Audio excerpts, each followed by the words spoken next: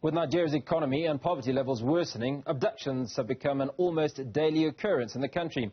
The kidnappings are tearing apart families who have to pool their savings to pay the ransoms. The United Nations estimates that at least 10.5 million children are out of school due to insecurity. When her 13-year-old daughter, Precious Sim, was kidnapped from her high school in northern Nigeria in 2021, Esther Joseph says she went almost mad with anguish. She says her daughter still suffers from panic attacks. Sometimes she sleeps, she will come hold me.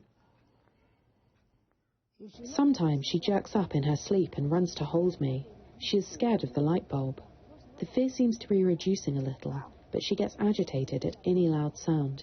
If I shout at her, she gets scared, and it is because of the experience in the bush, like how they were shooting or treating them. She is still scared. They shoot, how did they do? So the fear is still there. With Nigeria's economy and poverty levels worsening, abductions have become almost a daily occurrence in the country. They were first carried out by jihadist group Boko Haram a decade ago.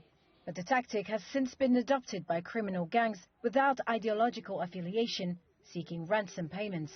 And authorities seem unable to stop them. On March 7th, 286 students and school staff were kidnapped by gunmen in Kuriga, a town in Kaduna State. Local authorities told Reuters on Wednesday that they had demanded a total ransom of 1 billion naira, or just over $620,000, for their release. On March 11, around 60 people were abducted in Buda, in the same state, residents said. These kidnappings are tearing families and communities apart who have to pool their savings to pay the ransoms. Parents are often forced to sell their most prized possessions, like land, cattle and grain, to secure their children's release. Precious returned to school after her mother sold her meager possessions and got help from family and church members to pay her ransom. But many other victims of kidnapping drop out after being released out of fear they might be abducted again. UNICEF estimates that at least 10.5 million children are out of school in Nigeria, the highest number in the world. Kidnappings are a major driver of withdrawal of children from schools, according to Isa Sanusi, Amnesty International's director in Nigeria. Going to school now is now suicidal in many parts of rural northern Nigeria. And many teachers are fleeing their posts, their duty posts in local areas and rural areas because if they go back, they are afraid that they might be abducted and their students might be abducted. In remote rural areas, unfenced schools are an easy target. Sanusi said it was difficult to get accurate figures for school kidnappings. But according to Amnesty International, nearly 750 people have been kidnapped in the first 2 weeks of March alone. Successive Nigerian governments have deployed soldiers and bombed suspect hideouts used by armed groups, but that has not stopped the kidnappings. The country's information minister said on Wednesday that the government's position is that security forces should secure the hostages' release without paying for ransom. Since 2022, paying to free hostages is a crime in Nigeria and carries a jail sentence of at least 15 years. For more on this conversation, we're joined by security expert Dr Oluwole Ojewale, and he joins us via video link from Senegal's capital, Dakar. Dr Ojewale, appreciate your time. Let's start off with you painting a picture for us on why these kidnappings have become so prolific in recent months in Nigeria. Thank you so much for having me. It is because of the level of economic profitability that comes with this kind of crime. So it isn't really about killing those who are abducted, but about securing ransom that can further help these terrorists or criminal groups to be able to carry out their terrorist activities for fire. So the purpose is, one, to secure illicit profit, and the second thing is to also undermine the state authorities, the government in particular, to say the government do not maintain state monopoly of violence. And that is the reason why it has become a recurring decima, which also speaks to the operational methodology that they have copied from Boko Haram, who started this and perfected it, particularly in northern Nigeria, in the last 10 years now. Well, the implications of this is that 10.5 million children in Nigeria are estimated not to be at school for this very reason. And I'd imagine that there must be other implications as a result of these wanton abductions. Well, the number one implication is the fact that most of those schools are being deserted by teachers and pupils now, and parents do not have the confidence to even send their children to go to those schools. Already about more than 10 million children are out of school in Nigeria based on all available data. And when you now add these fallout of pupils who are supposed to be in school, are probably in IDP camps, who cannot go to school and are going to farms or practically staying at home. The implication is that the burden is going to become bigger on the states, and then by extension in the coming days, some of these pupils can also become cannon folders of recruitment for violent extremist groups, bandit terrorist groups who are operating in the region. So it is going to impact significantly on the overall human development on the region, which is the northern Nigeria, and the entire country as a whole, because of the ripple effect that this is going to generate.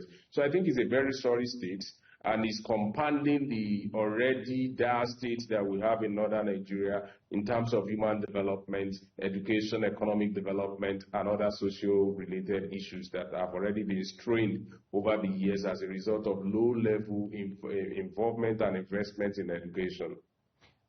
Dr. Ojewale, paint a picture for us of how this occurs. So 250 children are abducted and disappear into nothingness. For a lot of people, it's difficult to comprehend how 250 children disappear and are able to be found. Talk to us about the environments in which they are kept once they've been abducted. Well, I think it's a very sorry state by virtue of the videos that I've shown on the internet. When this kind of abduction takes place, they are rustled like cow into the bush, and they are subjected to all form of inhumane condition when they are taken into those bush in those places.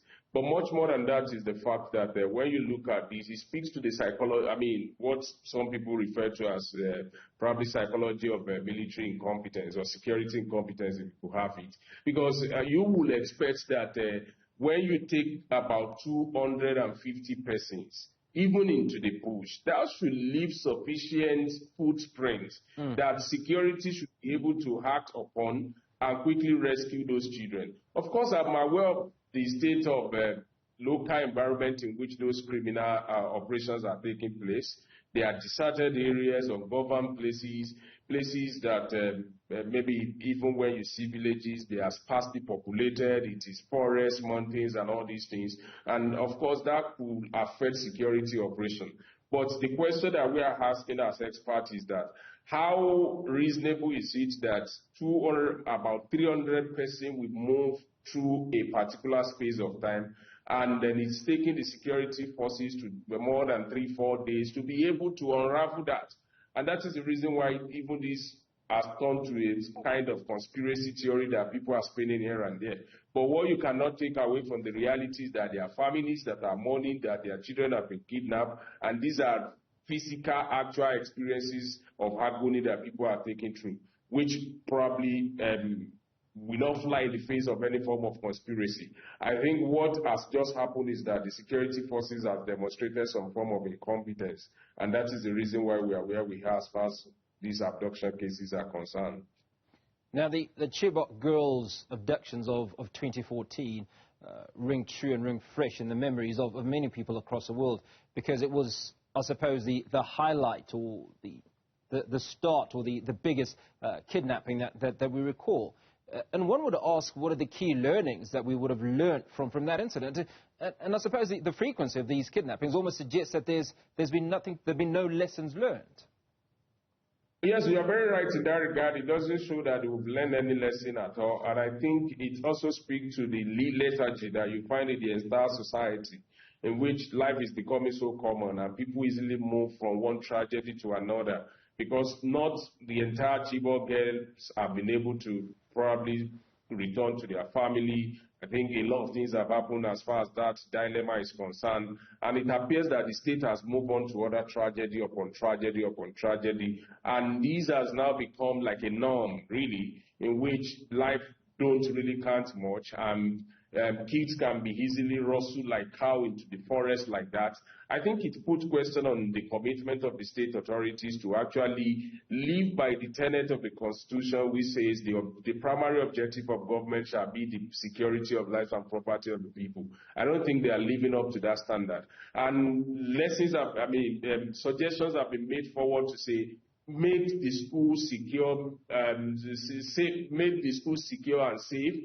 You see government attending to this like a form of rhetorics, and then they quickly sweep these under the carpet until the next tragedy unfolds. And when the next tragedy unfolds again, government seems to be in a reactionary mood, not really proactive in actually arresting those situations before they even manifest in the first place. So that Chibok happened, that Kankara happened in Katsina State, I think less than a year or two ago, and the series of the abductions have also happened. And abductions are actually happening almost on a daily basis. It is just that what attracts global attention is when they touch this sensitive area.